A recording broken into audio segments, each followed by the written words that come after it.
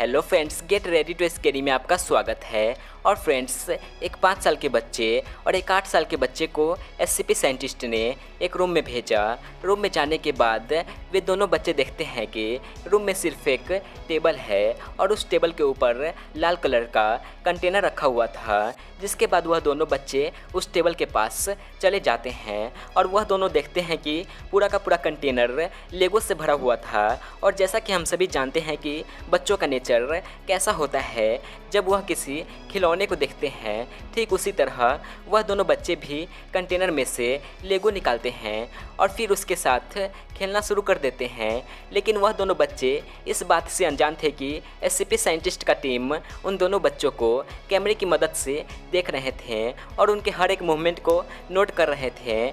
वे दोनों बच्चे लेगोज की मदद से कई तरह के बिल्डिंग्स, रोड्स और पार्क्स बनाते हैं। और तभी एक बच्चे ने लेगो मैन को अपने हाथ में उठा लिया और तभी उसने देखा कि वह लेगो मैन अपने हाथ को मूव करता है। यह देखने के बाद वह बच्चा थोड़ा सा डर जाता है, लेकिन फिर वह सोचता है कि शायद ये सभी लेगो पीसेज एनिमेटेड हैं, यानी ये सभी किसी तरह से जिंदा हो गए हैं। जिसके बाद वह बच्चा उस लेगो मैन को टेबल पर रख देता है। टेबल पर रखने के बाद वह लेगो मैन बिल्कुल एक जिंदा इंसान की तरह चलने लगता है। यह देखने के बाद वह दोनों बच्चे खुश हो जाते हैं। जिसके बाद वह दोनों बच्चे सोचते हैं कि क्यों न यहाँ पर एक फ़ाइट करवाया जाए। जिसके बाद वह दोनों फाइट करवाने के लिए एक ट्रांसफॉर्मर कैरेक्टर और इसके साथ एमोन एब्राम टैंक को बनाया और उन दोनों को आमने सामने रख दिया। लेकिन 1 मिनट बीत जाने के बाद भी वहाँ पर कुछ नहीं हुआ। जिसके बाद एससीपी साइंटिस्ट ने उन दोनों बच्चों को उस रूम से बाहर आ जाने के लिए कहा।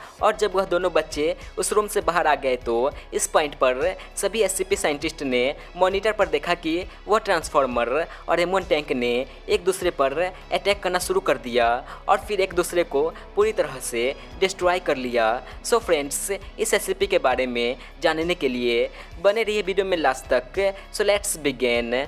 तो फ्रेंड्स, यह था SCP-387 और SCP फाउंडेशन ने इसका नाम रखा है the living Lego. SCP-387 commercially available Legos का एक टब है और ये दिखने में बिल्कुल एक नॉर्मल टब के जैसा दिखता है। और फ्रेंड्स, इस टब के अंदर नॉर्मल सेट में इरेगुलर शेप्स जैसे सर्कुलर, व्हील्स और प्रिज्म मौजूद नहीं है। SCP-387 का कोई ब्रांड नेम नहीं है। और जब SCP एजेंट ने उन सभी कंपनियों के मालिक से SCP-387 के बारे में पूछा जो लेगोज बनाते हैं, तो उन्हें इसके बारे में कुछ पता ही नहीं था। और फ्रेंड्स, जब वह लाल टब भरा हुआ नहीं होता है, फॉर एग्जाम्पल जब यह पार्शियली या ऑलमोस्ट पूरी तरह से खाली हो जाता है, तो सभी लेगोज धीरे धीरे खुद को डुप्लीकेट करेगा जब तक कि टब पूरी तरह से भर न जाए। SCP-387 की सबसे इंटरेस्टिंग प्रॉपर्टीज यह है कि जब इसे कोई इंसान अपने हाथों से बनाता है तो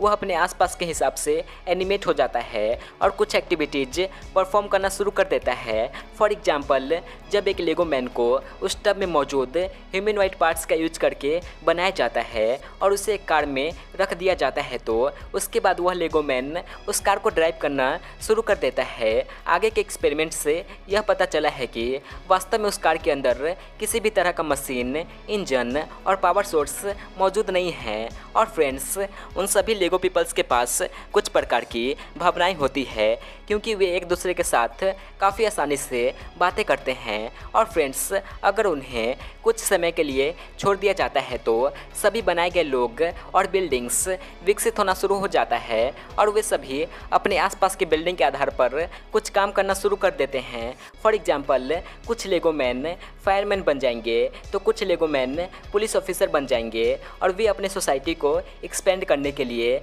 और अधिक चीज़ों के कंस्ट्रक्शन के लिए SCP-387 का इस्तेमाल करेंगे। और फ्रेंड्स, ह्यूमन्स उनके साथ शांति से इंटरेक्ट कर सकते हैं, लेकिन अगर कोई इंसान उनके साथ गुस्सा होकर इंटरेक्ट करने की कोशिश करता है तो सभी लेगो मैन तुरंत अपने सभी एक्टिविटीज़ को बंद कर देंगे और इनएनिमेट हो जाएंगे। SCP-387 की खोज 2004 में एक SCP एजेंट द्वारा की गई थी। जब वह ट्रेन से घर वापस जा रहा था, तभी उसने अपने सीट के पीछे SCP-387 यानी एक टब को देखा जो लेगोज से भरा हुआ था। जिसके बाद वह एजेंट कुछ देर देर टाइम पास करने के लिए एक लेगो मैन को बनाया और कुछ देर के बाद वह लेगो मैन एनिमेट हो जाता है और मूवमेंट करना शुरू कर देता है, जिसके बाद वो एजेंट उस लेगो मैन को जल्दी से अलग कर देता है और SCP-387 को साइट 19 में पहुंचा देता है। इस खोज के बाद सिक्योरिटी पर्पस के लिए और SCP-387 के लोकेशन को छुपाने के लिए उस इंसिडेंट की सभी सिक्योरिटी टेप्स को जब्त कर लिया गया और फिर उसे डिस्ट्रॉय कर दिया गया। और फ्रेंड्स, एक एक्सपेरिमेंट के दौरान टेस्टिंग चैम्बर में SCP-387 का एक छोटा सा कम्युनिटी बनाया गया और उस कम्युनिटी के पास एक नॉर्मल लेगो से बना एरोप्लेन रख दिया गया, जिसके बाद कई सारे चेंजेस देखे गए। कई सारे लेगो मैन उस एरोप्लेन की ओर बढ़ते हैं और वहाँ पर एक एयरपोर्ट बनाते हैं और SCP-387 से कुछ इक्विपमेंट्स लेकर उस एरोप्लेन के अंदर कुछ चेंजेस करते हैं और फिर तभी एक लेगो मैन उस एरोप्लेन के अंदर फ्यूल भरते हुए दिखाई देता है। जाहिर तौर पर SCP-387 से बनाए गए व्हीकल्स में फ्यूल की कोई ज़रूरत नहीं होती है, लेकिन सबसे चौंका देने वाला बात तो ये है कि फ्यूल के भरने के बाद वह प्लेन उस रूम में ही कम ऊंचाई पर उड़ने लगा। और फ्रेंड्स, एक और एक्सपेरिमेंट के दौरान SCP-387 का सिर्फ एक ब्लॉक उस लाल टब में रखा गया, जिसके बाद यह पता चला कि जब उस लाल टब में SCP-387 का सिर्फ एक ब्लॉक रखा जाता है तो वह अपने आप को डुप्लीकेट नहीं करता है। इसी तरह जब उस टब में SCP-387 लिमिट से ज़्यादा अपने आप को डुप्लीकेट कर लेता है तो उसके बाद सभी ब्लॉक्स सिकुड़ना शुरू कर देगा जब तक कि वह लाल टब पूरी तरह से भर न जाए। और फ्रेंड्स, एक और एक्सपेरिमेंट में जब SCP-387 को एक रोबोटिक हैंड से बनाया गया तो वह एनिमेट नहीं हुआ। इसके बाद एक मरे हुए इंसान के हाथ से भी SCP-387 को बनाया गया, लेकिन वह एनिमेट नहीं हुआ। जिसके बाद उस हाथ को गर्म करके फिर ट्राई किया गया, लेकिन उससे भी कुछ नहीं हुआ। जिसके बाद यह पता चला कि SCP-387 सिर्फ जिंदा इंसानों द्वारा बनाने के बाद ही एनिमेट होता है। और फ्रेंड्स, चूँकि SCP-387 से कोई खतरा नहीं है, इसलिए SCP फाउंडेशन ने इसे साइट 19 में एक स्टोरेज कंटेनर में बंद करके रखा है। और SCP फाउंडेशन ने यह ऑर्डर दिया है कि SCP-387 को 10 साल से कम उम्र के बच्चों को नहीं दी जानी चाहिए, खासकर उन बच्चों को जो टेलीविज़न शो और कार्टून से प्रभावित हो जाते हैं। और फ्रेंड्स, एक और बात, SCP-387 से बनाए गए लोग या कोई भी बनाए गए वेपन्स कभी भी इंसानों के सामने फाइट नहीं करते हैं, क्योंकि वह दिखाना चाहते हैं कि ये इंसानों के साथ फ्रेंडली हैं। और फ्रेंड्स, अभी SCP फाउंडेशन ने SCP-387 को ऑब्जेक्ट क्लास सेफ में क्लासिफाई किया है। सो फ्रेंड्स, आप इस SCP केस के बारे में क्या सोचते हैं, नीचे कमेंट करके ज़रूर बताएं। और वीडियो पसंद आई हो तो लाइक और शेयर करना ना भूलें। और आप ऐसे ही और वीडियोज देखना चाहते हैं तो हमारे channel get ready to scary को अभी सब्सक्राइब कर लें। सो मिलते हैं अगले वीडियो में।